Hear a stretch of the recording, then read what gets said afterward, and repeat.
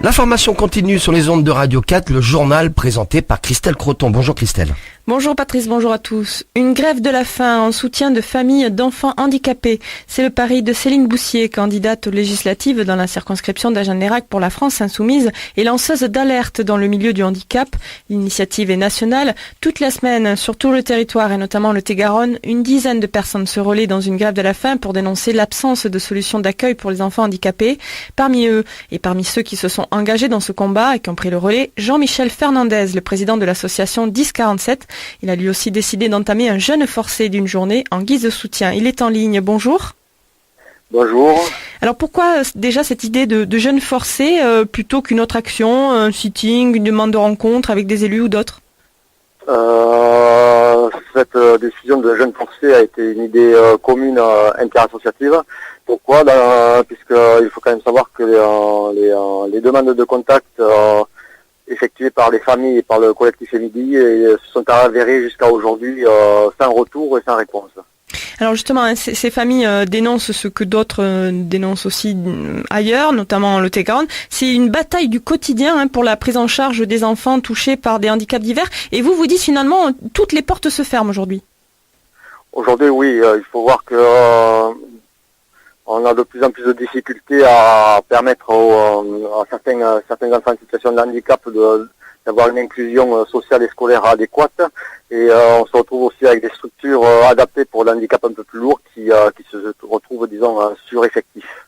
C'est une question de volonté ou de moyens aujourd'hui, ce problème-là? Les deux. Au niveau associatif, nous considérons, nous, que c'est une volonté, un manque de moyens et une mauvaise volonté de la part de chacun. Alors vous attendez quoi du coup du nouveau gouvernement et est-ce que vous allez tenter peut-être de rencontrer, les nouveaux députés fraîchement élus de La République En Marche en Lot-et-Garonne? Alors ce que nous attendons à l'heure actuelle au niveau du gouvernement, c'est déjà qu'il puisse donner une réponse claire et écrite aux familles qui se trouvent à l'heure actuelle en grève de la faim sur Paris. Oui. Ce qui pour le moment n'a pas été effectué puisque les mamans ont été reçues lundi matin par le cabinet de Madame Cluzel. Mais il n'y a eu aucune promesse d'effectuer à ce jour. Ensuite, quant aux élus du département, hier après-midi, nous avons eu le plaisir de rencontrer monsieur Olivier Damézin. Oui, de la circonscription du Villeneuvois, voilà. Oui, député. Voilà, et qui est venu s'inquérir de la problématique justement de la prise en charge des personnes en situation de handicap. D'accord, alors au niveau des élus du département et aussi peut-être du grand public, vous sentez que les gens sont sensibilisés, ils comprennent ce combat-là?